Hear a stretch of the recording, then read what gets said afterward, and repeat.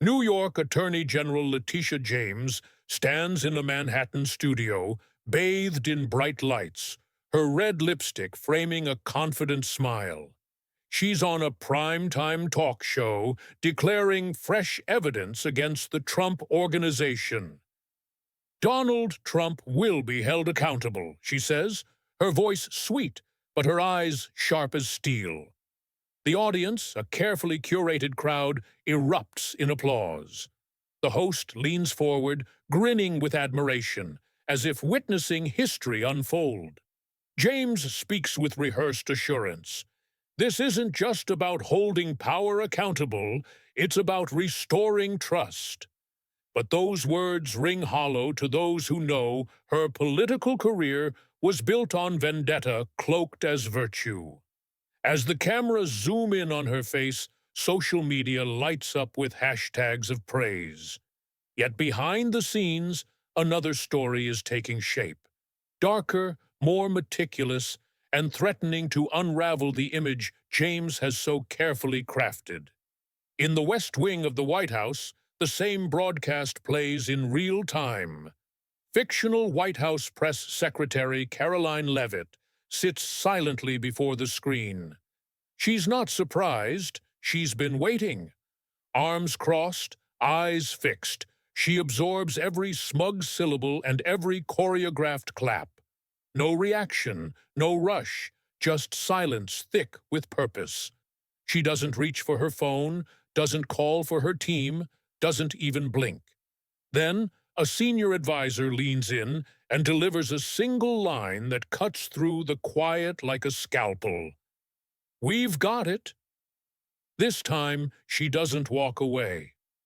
Caroline turns her head slightly, letting the weight of those words hang a moment longer.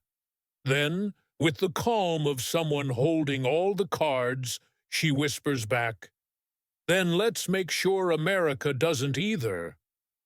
While James lobs legal grenades at Trump on live television, someone else has been quietly sifting through her paperwork. What they've found isn't just damaging, it's damn near disqualifying. Mortgage applications that don't align with reality, residency declarations that defy logic, tax filings so bizarre they'd make the IRS pause mid-sentence. In one particularly strange and possibly illegal detail, a box is checked suggesting James listed her own father as her legal spouse. Caroline later asks, not in shock, but in disgust, she married her father? Or just told the IRS she did? Either way, it's a new kind of fraud. Identity meets political incest. Outrageous?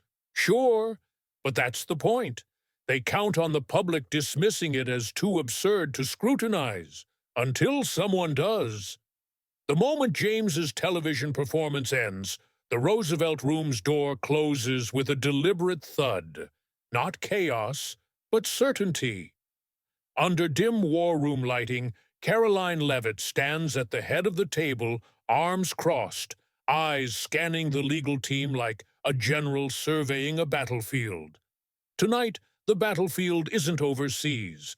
It's on Pennsylvania Avenue, and the adversary is Letitia James, clad in a power suit and a grin. "We don't have time for spin," Caroline begins, her voice measured but pulsing with unspoken charge. "I want eyes on this letter, verification on every line, and I want to know why this woman claims she lives in Virginia while running New York's justice system. No theatrics, no shouting, just surgical precision." Someone slides an unmarked manila folder across the table, save for the initials BP scrawled in the corner. It's from Bill P., director of the Federal Housing Finance Agency. Inside, signed declarations, property disclosures, and mortgage approval forms trace a web of financial gymnastics orchestrated by the same woman who, 20 minutes ago, accused Trump of corruption on national television. An advisor mutters, "She claimed a two-bedroom home in Arlington as her principal residence while serving as New York's Attorney General. Caroline leans in, her fingers tapping the folder twice, slow and deliberate, like a judge about to deliver a ruling. "Let me get this straight," she says, her voice dropping into a calculated calm that precedes political annihilation. She falsified her residency to qualify for a better mortgage rate, filed it under a federal declaration while holding elected office in another state, and nobody noticed. A beat. Correction. Everyone noticed, but no one wanted to say it until now. This isn't a bureaucratic oopsie. It's fraud. Residency fraud, mortgage fraud, and possibly tax fraud if the rest of the folder holds what they suspect. All conducted by a woman whose political identity is built on prosecuting others for fraud. Caroline continues, "She prosecuted Trump for inflating a building's square footage by 12 feet. Meanwhile, she deflates her state of residence like it's a bounce house at a campaign rally." The legal team is silent.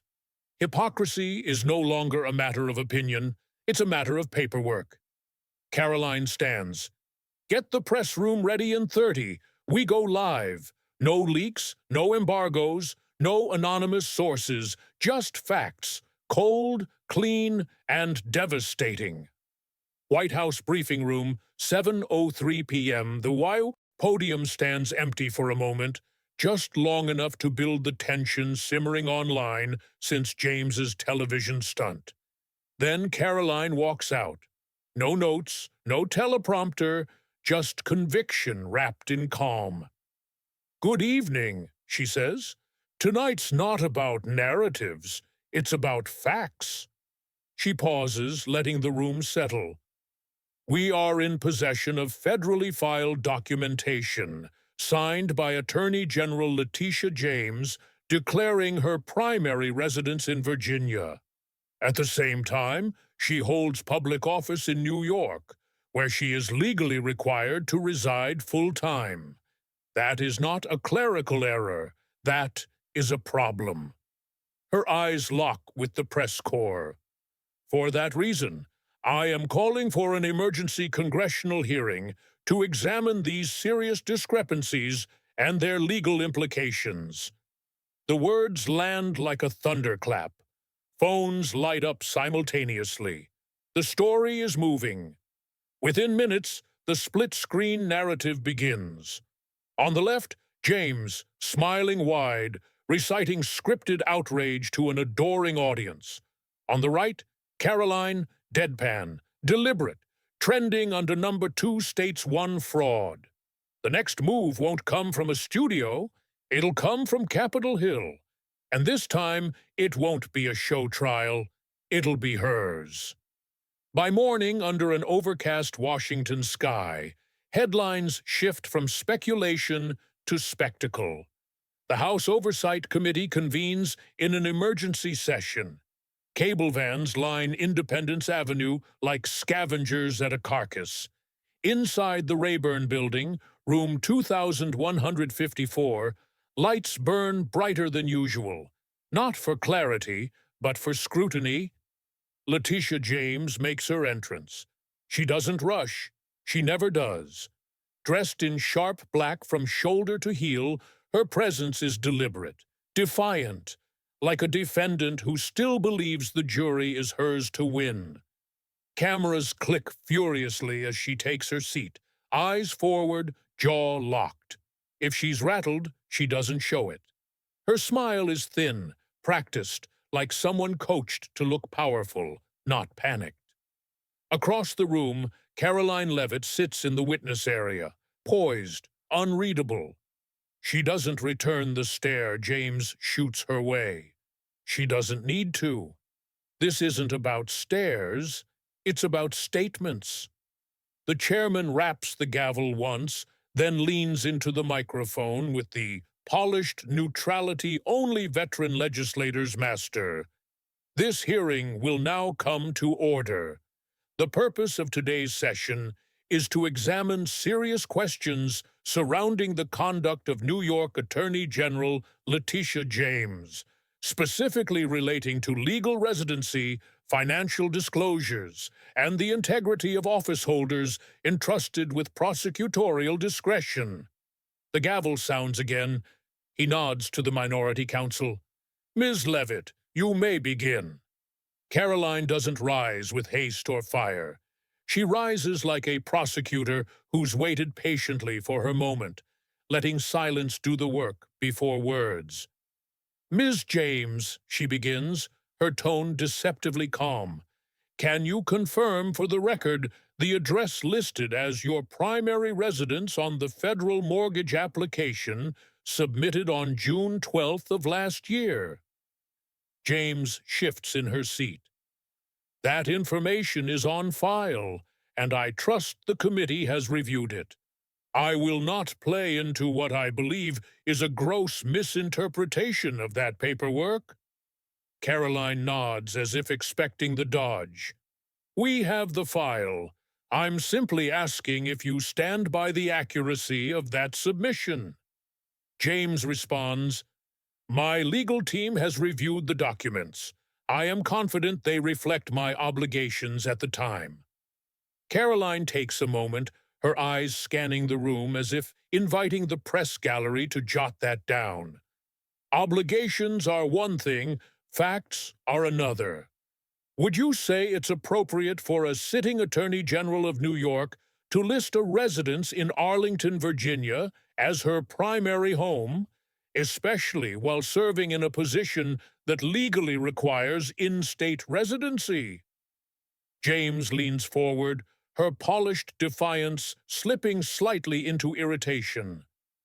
I believe this is a politically motivated reading of personal matters intended to distract from my record of holding power accountable.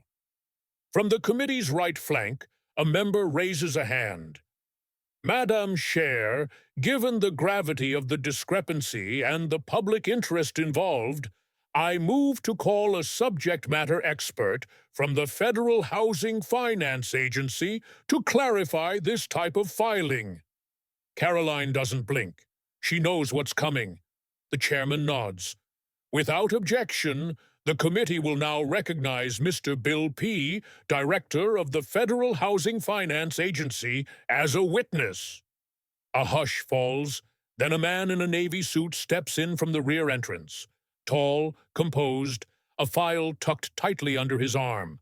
No theatrics, no entourage, just the quiet authority that makes lobbyists nervous and lawyers sweat. James's eyes follow him, not with fear, but with the subtle tightening of a persona under siege. P places the file on the witness table with care, adjusts the mic, and offers a polite nod to the committee. Caroline folds her arms, letting the silence sit a beat, longer than needed. It's not about what comes next. It's about what's already unraveling. Bill P. doesn't clear his throat. He doesn't need to. Some men demand attention. Others let their paperwork do it. P is the latter. He places the folder on the table like a surgeon laying down scalpels, not to operate, but to expose someone else, layer by layer. The room is quiet enough to hear the microphones hum.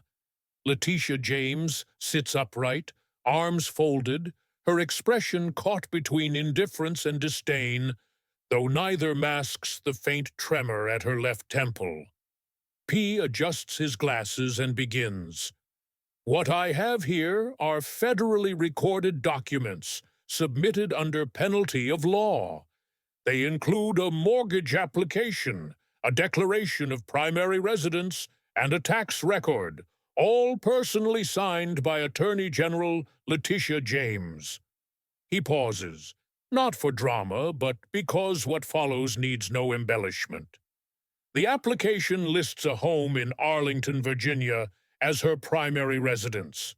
That designation allowed the applicant to qualify for a mortgage rate approximately 1.52% lower than the standard offer under a federal program designed for full-time residents only. He turns a page. I have also reviewed documentation related to a multi-unit property owned by Ms. James in New York. City records show the structure as a 5-unit residence.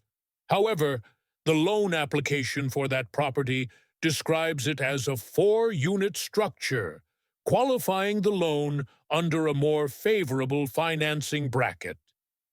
A ripple moves through the chamber, not noise, but the sound of hundreds of backs shifting against leather chairs, the collective adjustment when a line is crossed, and no one wants to be caught sitting comfortably.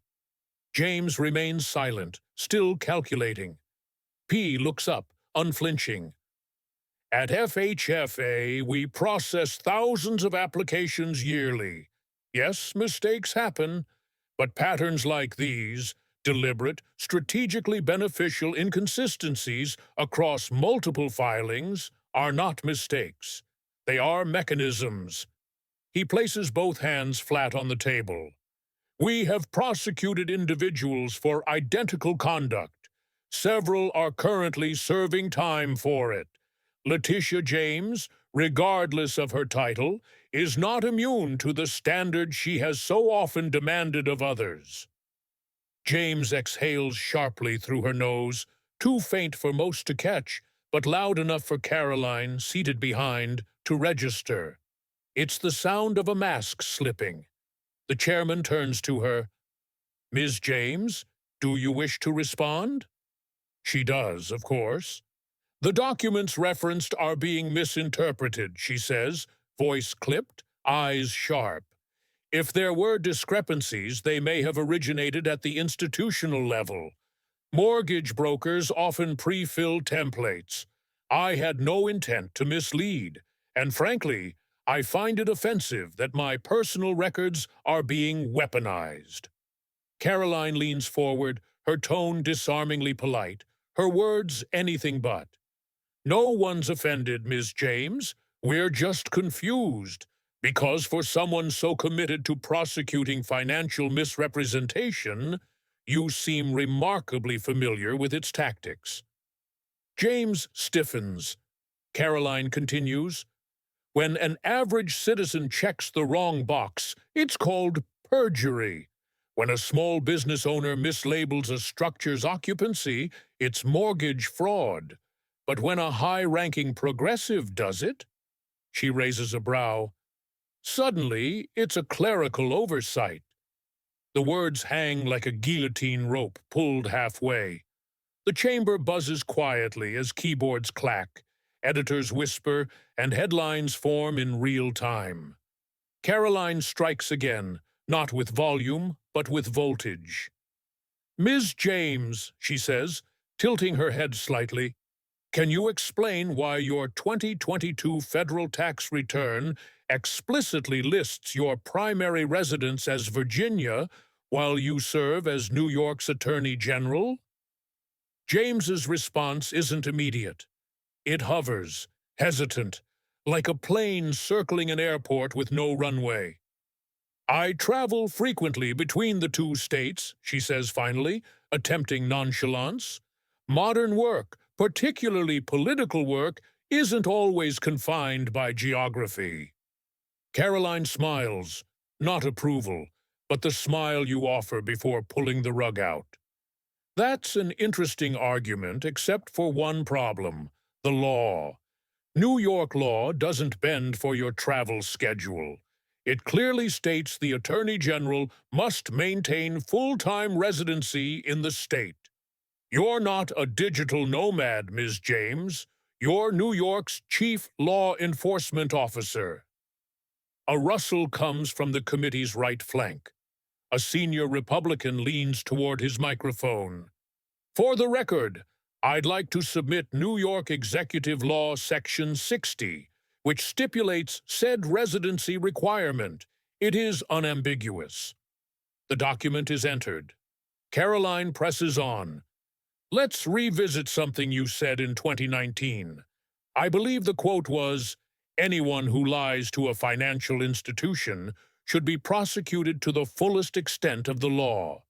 Do you recall that? James blinks. Not the I don't remember blink, but the I do, and I wish I didn't kind. No further questions. On that point, Caroline says, stepping back with a silence louder than thunder. Caroline holds up a stark document. This is Ms. James's 2021 tax return, she says. Marital status, married. Spouse's name, John James, her father. The press gallery gasps, reporters stunned by the Shakespearean scandal. A Democratic aide mutters, "This is a dark comedy." James, defiant, calls it a clerical error by her accountant. Caroline's eyebrow arches. 3 years in a row, all yielding tax benefits? That's a pattern with intent. The room collapses, morally, politically. Left-wing media spin it as lawfare.